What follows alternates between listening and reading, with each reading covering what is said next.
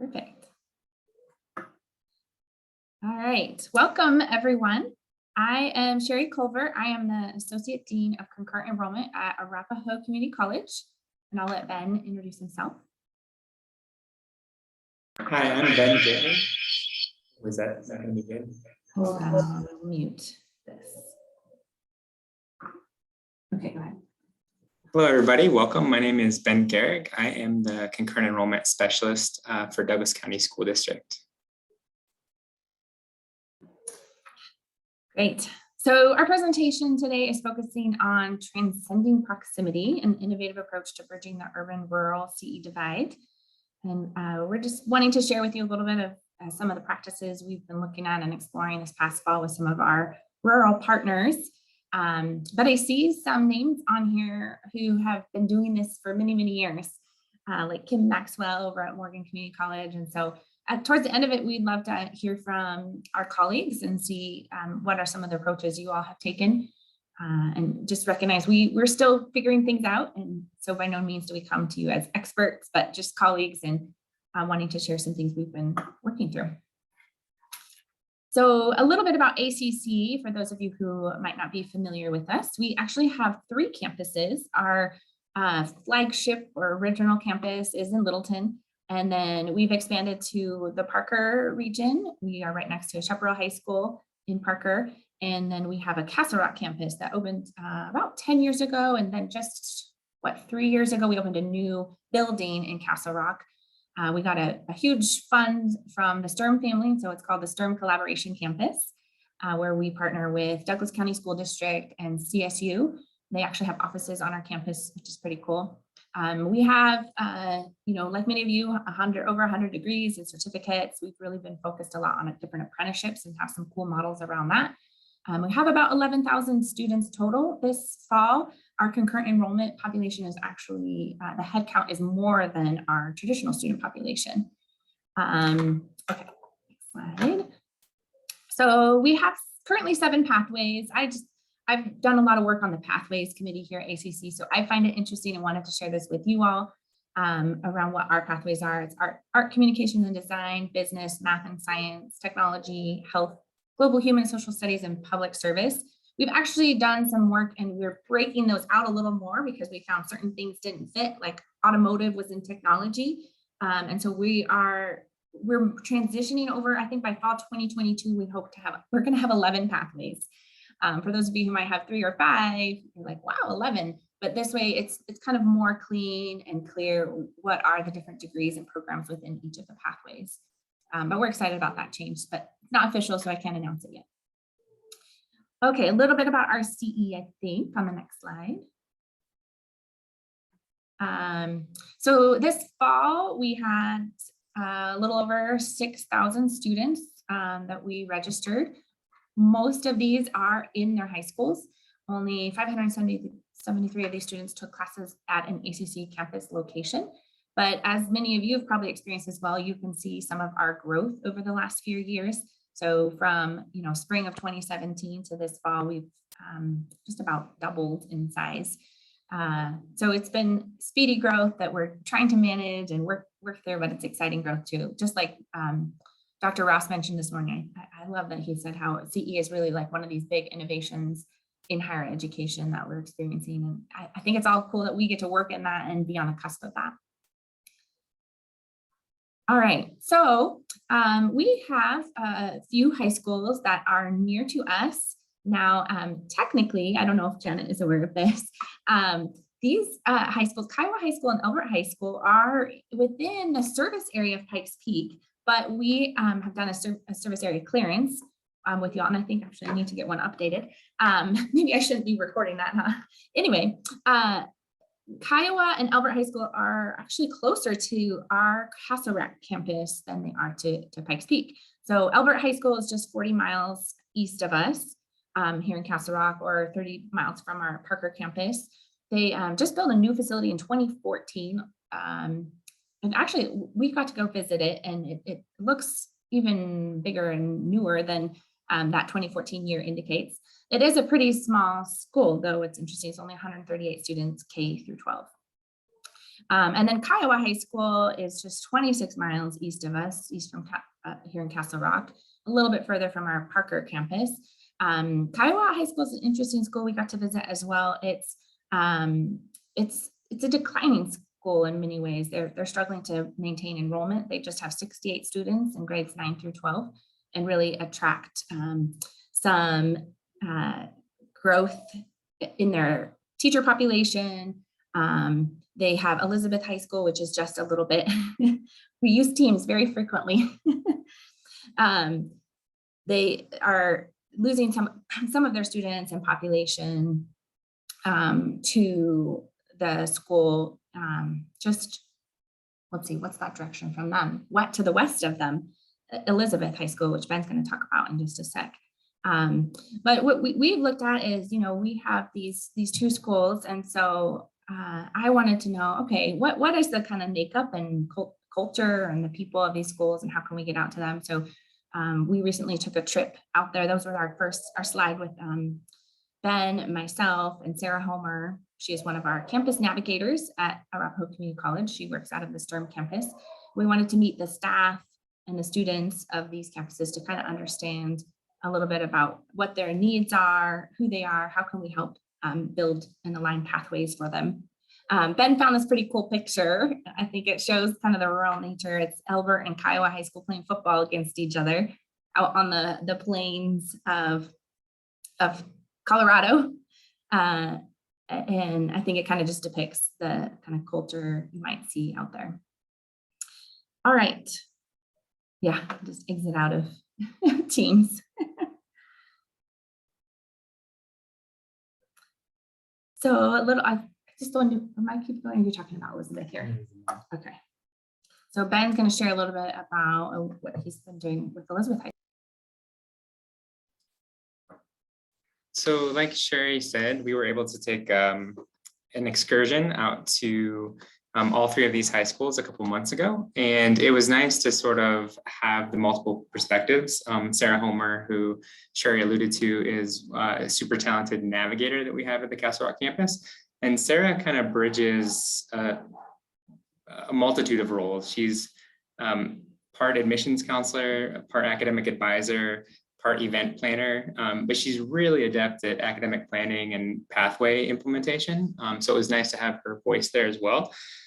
We met with Brett McClendon, the principal, as well as Janet Crenshaw, who is a relatively new concurrent enrollment coordinator. So really focused on growing organically, both in-house. What I mean by that is concurrent enrollment classes offered on the Elizabeth High School campus.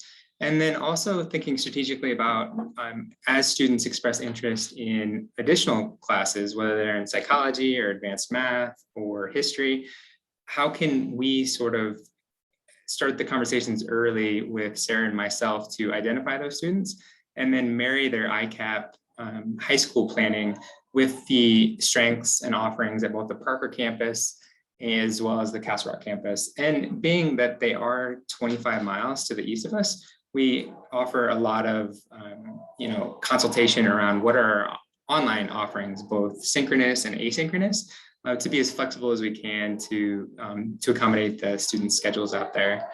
And part of the genesis of the conversation was Elizabeth was granted some funding through the Homegrown Talent Initiative.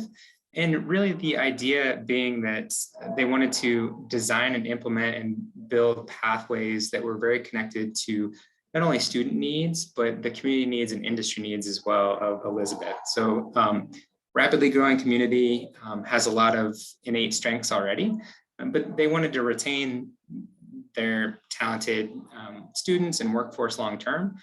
So how could they sort of think 5-10 years out in terms of retention of those students and what pathways would be the most strategic in that long-term planning? So as we sat down with Janet and Brett, and Sarah was able to articulate what pathways were readily available at the Sturm Collaboration Campus. So Sturm campus really focuses on business, technology, and health pathways. And that was fortuitous because Elizabeth and Brett expressed immediate interest in growing a nurse aid program. And they wanted to do that on the Elizabeth campus. And part of it was geography and the sheer interest and number of students at Elizabeth that wanted to explore that pathway. And so we were able to connect them with our director of the nurse aid program, Cassandra Racine, pretty immediately. And Cassandra consulted with them and said, we're more than happy to share curriculum, best practices, equipment lists, all of it. But Cassie was at her bandwidth was spoken for. And so she informed them that hiring an internal coordinator to coordinate that nurse aid program would be a best practice. And so Elizabeth was able to follow through with that. And we still are hosting site visits where they can come visit our classroom, see our equipment, see our state-of-the-art lab in Castle Rock. It's been a really great partnership. And so as they do onboard nurse aid students, they will become full-fledged concurrent enrollment students, and they'll go through the orientation and onboarding just like all of our concurrent enrollment students in nurse aid do. So we also wanted to think very acutely about what modalities would be most conducive to the Elizabeth students. So obviously remote real-time, finding professors who were very adept at that is an ongoing project, right? So we want to fill our bench with as many instructors who are not only passionate about teaching the high school population, but also really intrigued by innovating their curriculum and content to be a remote real-time modality. We're also thinking a little bit more about high flex opportunities as well. So if students did want to travel to a Parker classroom or Castle Rock classroom, they would have that opportunity. In addition to nurse aid, one of the staples that we decided to partner on was also early childhood education. So we were able to connect our director with the credentialed instructor out at Elizabeth. And so that program will be launching next fall, which we're also super excited about. And then in terms of deciding as sort of a collective unit, well, how can we build out certain courses that we offer at Elizabeth and build them out in a way that complements each other's strengths? And so we landed on English 121, English composition, Lit 115. We're starting to expand out into math and potential business courses as well. So we're really excited about that, but all of our conversations stem around not reinventing the wheel, right? Like, what is ACC already doing well? What can we, remote real-time students into that ACC is already offering? And then what can we couple that with that Elizabeth has really talented instructors that can get credentialed in as well. So the unique approach to coordinated student success, my role is really the initial onboarding and teaching students what it means to be a college student, how the concurrent enrollment process works. We want to be really in concert with the on-the-ground high school counselors and their intimate knowledge of what the student's course schedule is, unique ICAP needs are, and so forth. So Sarah and I have been able to collaborate very readily on this. And so basically I'll bring them in conjunction with Janet and work with them on their orientation. What does it mean to be a college student? How do you read an academic plan? What are some of your basic interests in taking some initial general education courses? And then as soon as the conversation graduates into more long-term planning about, well, I want to be an anesthesiologist or I want to study biology, then Sarah is able to schedule one-on-one sessions with the Elizabeth students and have those conversations, right? Do I want to eventually get my four-year degree? Do I want to do that out of state? And being able to sit in on those academic planning meetings has been really enriching for me because I get to see Sarah's in-depth knowledge of, okay, yes, there are such things as general or guaranteed transfer courses, but you also want to think really, really intently about, what pathways do I want to dabble in and explore, whether it's psychology or technology or business, because there could be a scenario where you take 30 credits of concurrent enrollment credit over your high school career. But then you want to shift your pathway and major focus when you do continue on, whether it's at ACC or elsewhere. And so we don't want you to graduate with a surplus of credits. If you don't need to, we want to be as efficient as possible. And having Sarah on the ground up front having those conversations has made our ability to streamline those conversations really focused. And so in conversations with Elizabeth and Kiowa and Albert, we found this sort of Venn diagram of strengths that they were able to offer on their campus location, and a discipline that they didn't typically have access to, which ended up being psychology. So a lot of the students currently taking at ACC classes are taking them in psychology. And so Janet and I are in discussions with creating a stackable badge to have a pathway that they sort of own and say, yes, I would like to pursue psychology. And so basically we would accept a cohort of students as early as 9th or 10th grade. And then they would go in lockstep through this progression of courses where they would have Psychology 101, 235 is our Human Growth and Development class.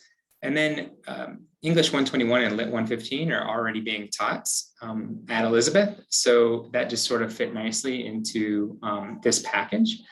And then also building out a total of 15 credits, right? So essentially that's your first semester of college, and adding a History 111 course is what we decided on. And having access to Sarah and Sherry's transfer and career brains, they were able to communicate that as students progress through into four-year programs, psychology departments like to see history courses that are more global in perspective. And so that's why we chose the specific courses that we did. So currently I'm in conversations with our psychology chair at ACC to find and groom instructors who are passionate about the high school population and are ready to provide a dynamic remote real-time experience to accommodate the geographical factors. And we really want to brand this stackable badge, and the name that we've currently coined is Exploring Human Minds and Behavior. So this is a sort of a unique approach to selecting and packaging concurrent enrollment offerings for students. So I'm going to kick it back over to Sherry. Oops. Yeah, I wanted to point out that at ACC, some of our districts, like the Douglas County, I know we have a couple of Douglas County people on here. I've talked with some of their leadership, and a goal that they have in general is looking at and exploring how can we offer potentially even like general education certificates. How can we be more strategic in offering concurrent enrollment beyond just one-off classes? You know, where, oh, this teacher's qualified, great. But how can we think more strategically about the kinds of credit that we offer students? And can we really grow it in ways that will meet a lot of the categories required for some of our degrees? So we actually had a group meet even earlier this week in between when we put this presentation together to talk about, you know, what does a general education certificate look like? I don't know if some of you are familiar, but there's actually several other states that are offering that. It's a statewide agreement, which I think is pretty cool, where that students are guaranteed to kind of get that credential or badge or whatever we want to call it, gold ribbon, to transfer to some of the four-year institutions. So I'm excited about these rural partnerships and how we can really service these students and look at offering these courses in high flex modalities. And be real strategic in the types of courses we offer as well. So I'm super thankful to Ben, and Janet is actually on this call. I think I saw her for their kind of strategic work around this. So like I said, when we opened up, I am a big believer in the group has some thoughts beyond kind of what we've put together. And I kind of envision this differently than I was thinking we could have our own breakout groups, but since we're already in a breakout room, this makes it a little more tough. So if you all are willing for some of you to come on camera and kind of chat with us for a minute and kind of open up the conversation. I would love to see some faces and have some conversation. We are, I have a few questions to really ask you all, like, what are some rural partnerships that your college collaborates with on CE initiatives? And what are successes you've experienced with that partnership? And what are challenges that as you look to the future, you hope to overcome? Thank you, Kim. Yeah, Kim came on camera. Who else? Thank you, Louis, also from Morgan. And again, yeah, if you're furiously, I know I have been in sessions where not, it's easy to be distracted in these virtual conferences, right? If you're able to come on camera and kind of share some of your experiences, we would love to hear from you. So I'm with Morgan Community College, and we have 4 campuses. Fort Morgan is our main campus. We also have a campus in Ray, Burlington, Lyman, and Bennett. And we started concurrent enrollment long before it was concurrent enrollment, PSEO. And a lot of that started with the East Central BOCES, which is located in Lyman. So along that I-70 corridor from Bennett to Burlington, and then there's some small school districts that also shoot off of that. They started a program, probably started, I don't know, at least Polycom, if not the generation before Polycom, of having a room in each one of those high schools where they could broadcast. Started with high school classes because so many of those school districts are small and they shared high school instructors. Our former directors and things in those centers started offering concurrent enrollment classes that way. And so we've been able to do that for at least the last 30 years with East Central BOCES.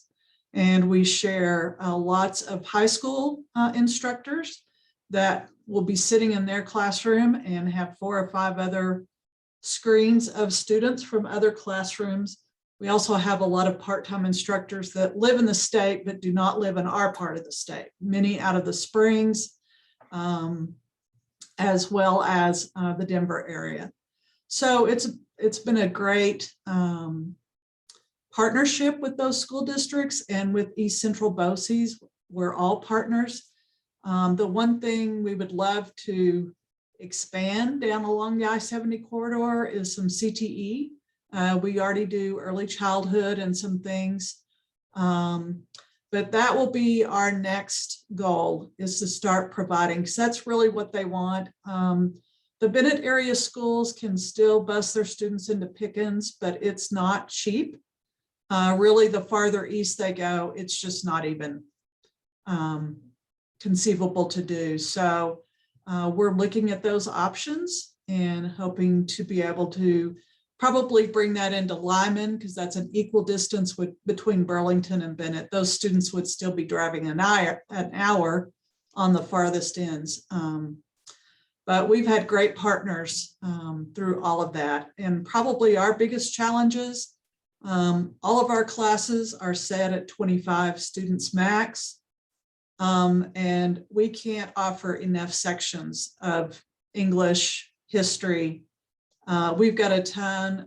We are constantly trying to hire more part-time instructors in those areas that can teach during the day. That is the key, because many of those folks have other jobs. So we're always trying to expand our part-time instructors.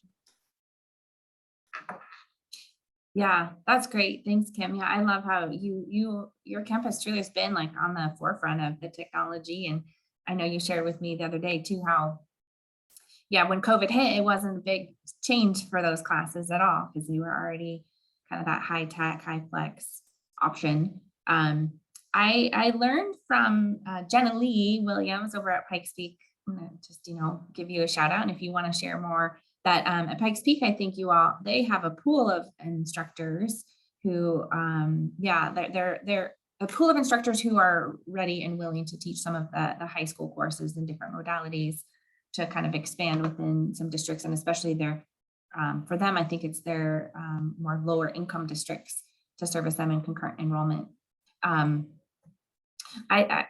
We're looking at, in growing our pool of instructors who are willing to teach in the high schools, like having them ready and available and in high flex modalities. So I don't know if you all, we've gone back and forth at ACC. I don't know what it's been like on your campuses, but during COVID, we offered what we called real-time remote classes where the instructor and everyone was on Zoom.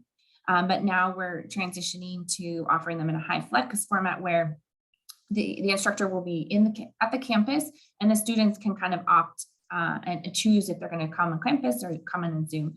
So I think that it calls on a lot in terms of the instructor, because they really need to teach to both the online people and the people in the classroom. But I think it's going to be a cool way to really provide more opportunities for some of our students in different districts and areas and districts that don't have certified instructors. Louis, you were on camera. Did you want to, but then I saw you go off. Did you want to chime in a little bit about some of the work you're doing at Morgan?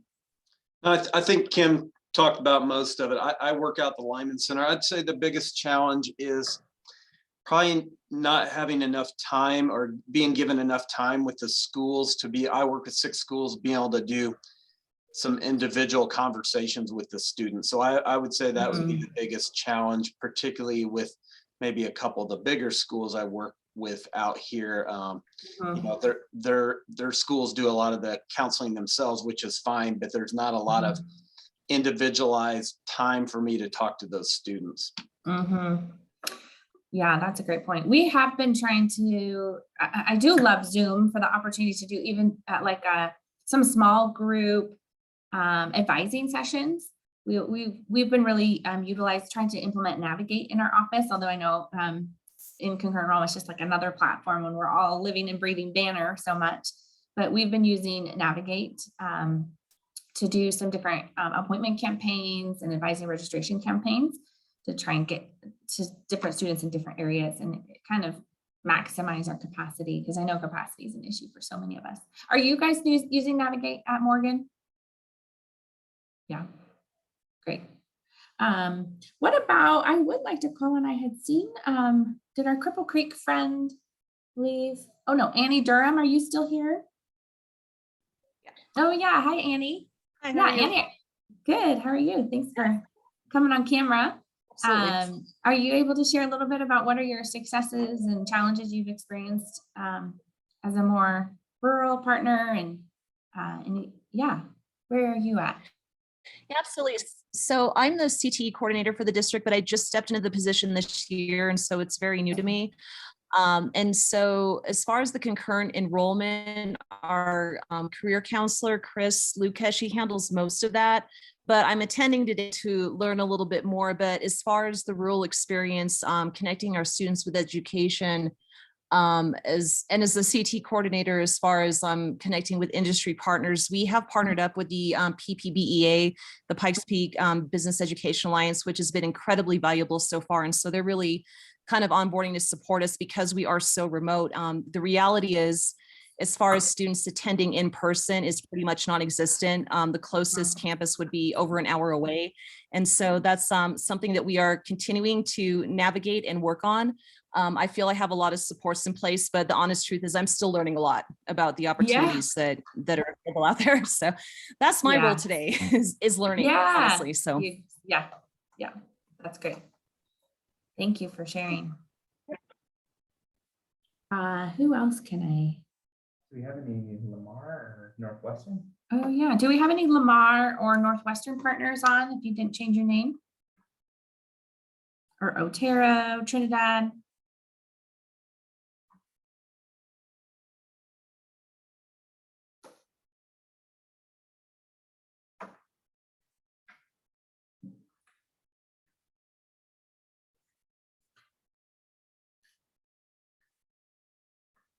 Yeah, the CTE model, I think, is a huge challenge for our rural partners because it involves so much collaboration with industry and often can require technical equipment.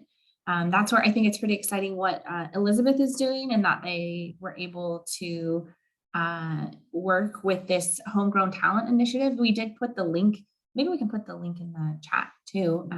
We put the link in our presentation and can share that out.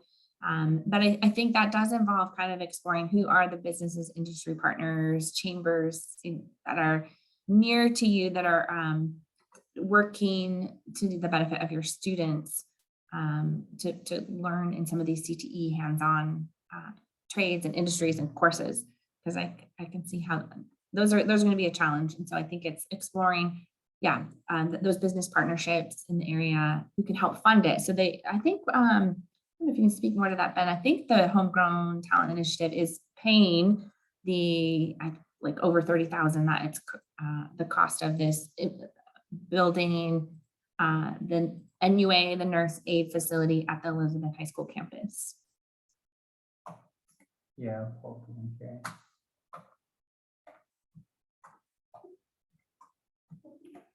And maybe you want to share, do you want to share that website even? Would that be helpful, or just have them check it out? Yeah. Thanks for sharing, Annie. I saw you have to hop off, no problem.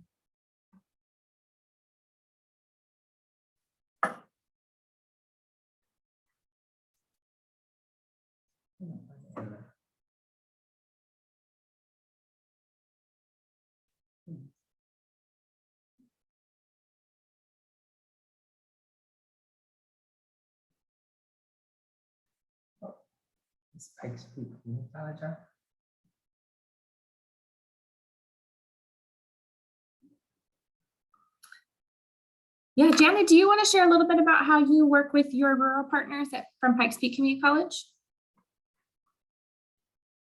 Sherry. So I think one of the, I love the expression, you should never waste a good pandemic.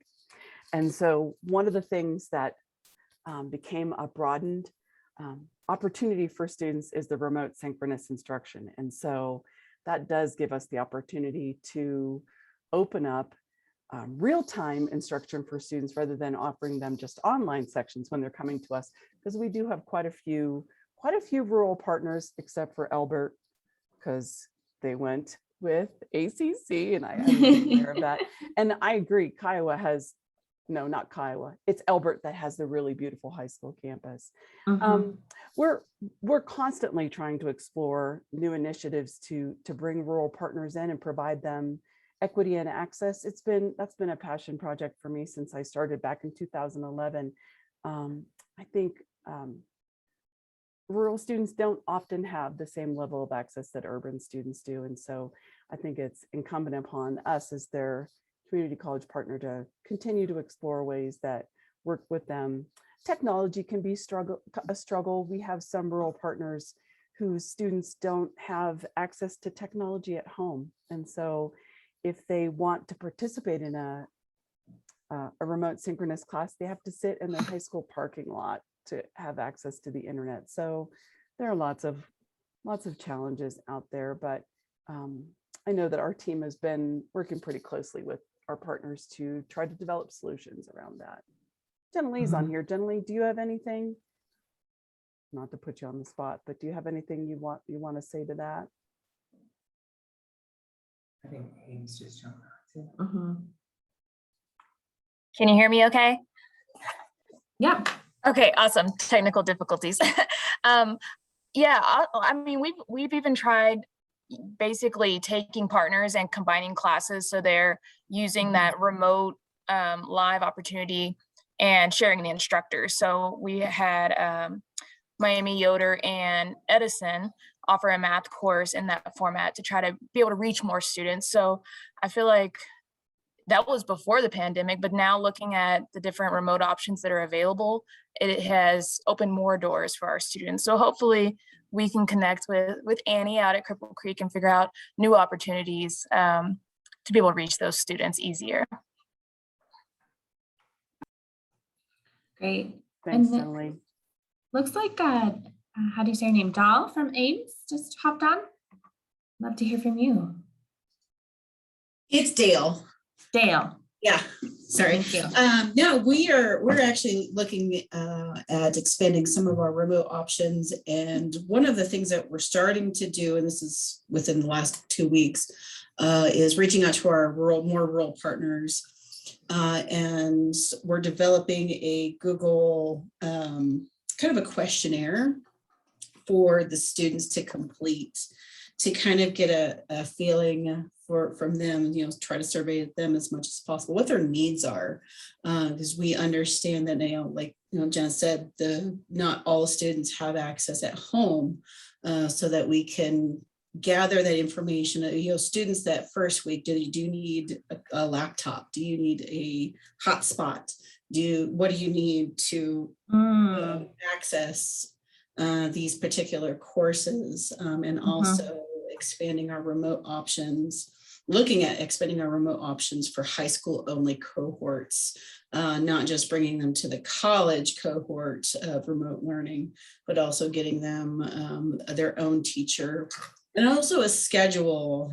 We're developing some different, I do all of the scheduling for in the high school for the college classes. So I'm taking all of that information, that data that I have, and putting those at what I'm calling pods of, okay, this is a school that does Monday, Wednesday, Friday, Tuesday, Thursday block type schedule. So what can we do to fit all of these same schools within that same type of scheduling to have a remote learning block with an Ames-led teacher, but only a high school cohort, so that we can bring those schools together that can't get that psychology teacher, that English teacher, that math, whatever type of teacher, and kind of get them together. So it's just a challenge because we have so many different needs, so many different communities, so many different demographics up here in Northern Colorado that we're trying to meet all.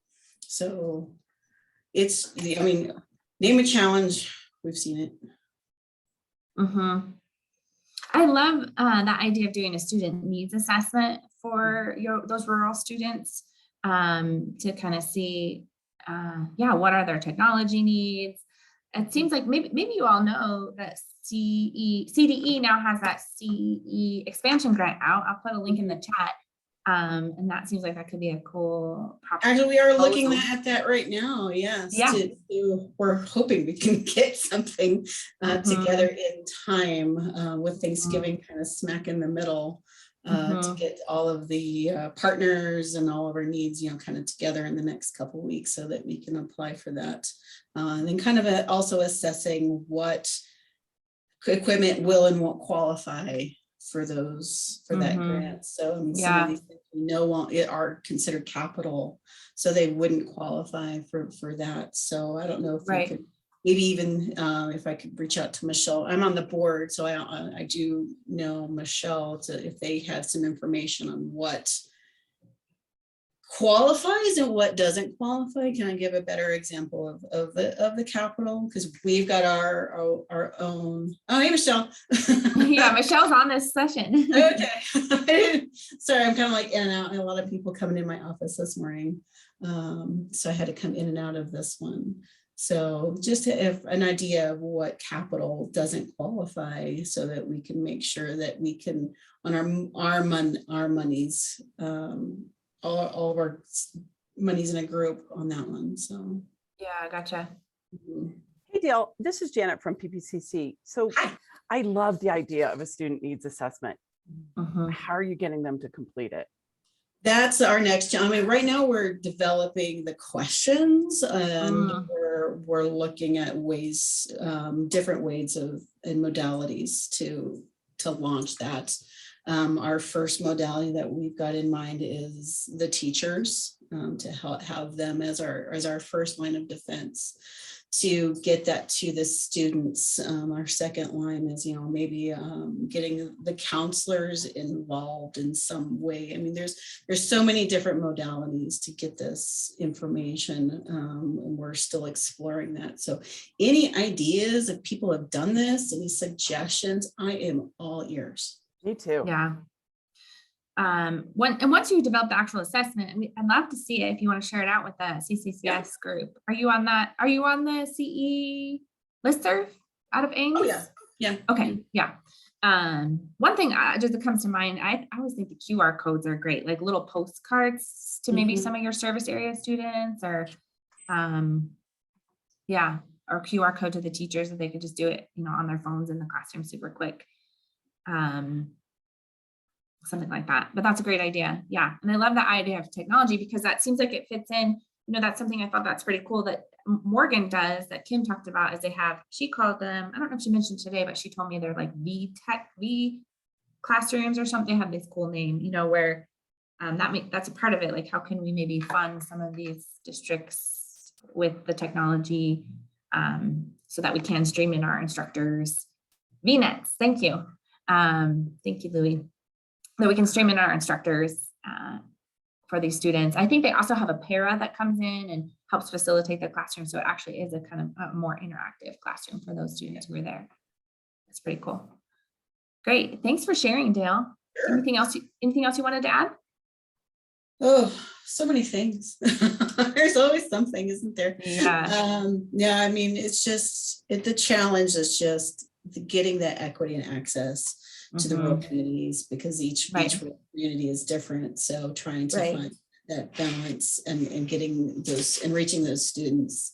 And it's that first, also that line of defense with the counselors too, so that they understand too. What we would really love is to, I say this in the politest way, ignore the students that are already college bound. They're already college bound, but let's focus on the students that, those minorities, students that, college is maybe not a conversation at home. Right. So. I always think of it too as like not just how we can discontinue service to maybe students who are already college bound and have the privilege of kind of understanding that process, but really elevate our students who don't have that access. Yeah. I don't want to ignore the already college bound, but we've already got a pathway. Already getting a lot of attention to focus most of that attention maybe away from them, but still keeping them in the forefront to get those other students. Right. Because that was the other student. Right. Yeah. So you have a personal passion around it. That's great. What about, we haven't heard from Front Range. Just Noelle or Caitlin, would you be willing to contribute anything from Front Range? Yeah, sure. So, I wanted to join just because we do have one partner that's more rural. We have Estes Park. So, for those students to drive that 60+ miles, the majority of those students that we do have take advantage of the real-time remote if they can work it in their schedule. But we struggle with them just in part too, that student population is fairly transient. The staff, even at the school, changes over almost annually. So actually getting things up and going there and then like keeping it going has been a more difficult process. But it's something that we'd like to be able to expand some sort of real-time remote offering. Our Westminster campus is actually pairing some of the schools within their districts together so that they can have that real-time remote offering going at multiple high schools at the same time. I mean, a lot of our shortcomings are coming up with qualified instructors in the high school setting, with not only in Estes, but also we have Thompson School District, which is vastly different than Pooter, where I'm at the Larimer campus. So, but Thompson has some of the same struggles that those students are, it's not as far of a drive. They're looking more at like 20 miles, but it's still about that kind of access. Like there's not a lot of high school select instructors who are qualified. There's very few offerings and also not an ability for them to get to campus. And so I think it's interesting to hear all this. And I taught part-time for MCC for several years and lived out in Ray and stuff and lived in the Texas Panhandle. So all of this kind of rural stuff is important to me too, as well, personally. So yeah, that's great. I love it. So thank you. Thank you for sharing, Caitlin. Yeah. And that the systemic issues of like the scheduling piece are hard too, right? Like that's also another reason I think I'm impressed with Morgan, how they have kind of all those rural schools on that corridor along the same timeline. They offer classes on the hour every hour. So it's just like everyone knows these are the times. Whereas, I mean, even within the big district we serve here, Douglas County, and Nat can speak to this, like, right, even we have 9 high schools and they're all on different schedules. And so that creates issues when you want to send people to different CTE programs from different campuses. That's something I'm hoping, just a little shout out to Amy Barker, we can maybe work on that. a unified schedule across DCSD. But how do we do that across districts, rural districts? That can be definitely a challenge. One other person I was looking for, Janet, I think you were driving, but we're almost at the end of our time. Would you be, or Janet Crenshaw, actually, from Elizabeth High School. Janet, are you able to just share a little bit about your experience working with Ben and collaborating with ACC on these pathways out at Elizabeth? But if you're not in a place quite yet, that's okay. Hi, Sherry. Can you guys hear me? Yes. I literally just parked in my garage and it got really quiet on my Zoom phone. So. Oh yeah, no, we can hear you. Okay. Yeah, I think from the high school perspective, one thing that's been really, and my background is I actually was a school counselor for 3 years before I transitioned into the concurrent enrollment role. So, but I think one thing that ACC's been so helpful with is the creativity. Like our students, the biggest issue for our students at Elizabeth High School is the commute. And how does that work with our schedule at EHS? And a lot of our students are college bound, 4-year college bound. And so they're really wanting to take advantage of the ACC courses and the concurrent enrollment opportunities. And I also think that having that concurrent enrollment opportunity for a lot of our rural students has allowed them to see that they can go to college whereas maybe it wasn't the option beforehand because of finances. Like they're seeing they can get all these classes, but now that we're kind of hands in this with ACC a little bit more than we ever have in the last 3 or 4 years, is just the creativity. Like I said, I think Ben and I talking about like the psychology pathway and the psychology class, and how can we offer that even though we don't have a qualified teacher at EHS currently? How can we offer that on our campus still through like a remote option? And how do we pull in Elbert County or Elbert High School and Kiowa High School to maybe be part of that as well? We could potentially be remote streaming a class from ACC to all 3 of our campuses and reaching 3 different rural schools. So that's been a big deal. And just how much that could potentially open up for our students. Other things that have been really helpful is having a great advisor. I made a special request to have one advisor for all of our EHS students to meet with, who Ben talked about, Sarah. And that's been really helpful because her and I can collaborate a lot about what are our students' needs, what are they looking for, she's kind of learning along the way, what are our EHS graduation requirements, so that when students are meeting with her, they're really learning what benefits them not only for college purposes, but also for graduation purposes. So, really maximizing the benefit of concurrent enrollment in general. So yeah, I would say like those are the big things. We have not until this year really opened up the opportunity for our teachers to teach, just because we didn't have the manpower to really figure that all out. And so I think that's going to be a huge moving force going ahead. And especially with that expansion grant you were just talking about, Sherry, I think that that's going to be something we write into that expansion grant to try to get more of our students or more of our teachers certified and able to do that, because I think that'll be huge for our rural kids to be able to stay on campus and get those classes that they need. Right. Yeah. That's great. Yeah, and you all did a survey, a little bit of a survey for students of like what courses they would want to take. So maybe, Dale, that's something you'd want to incorporate into your student survey. It's not just technology needs, but a little bit of a career focus potentially, even, if they're a little more arts focused, then do you look at expanding courses more in the arts pathway, or a little more STEM focused, or psychology or business focused? I think, yeah, kind of looking to the career needs then of those students and interests along those lines.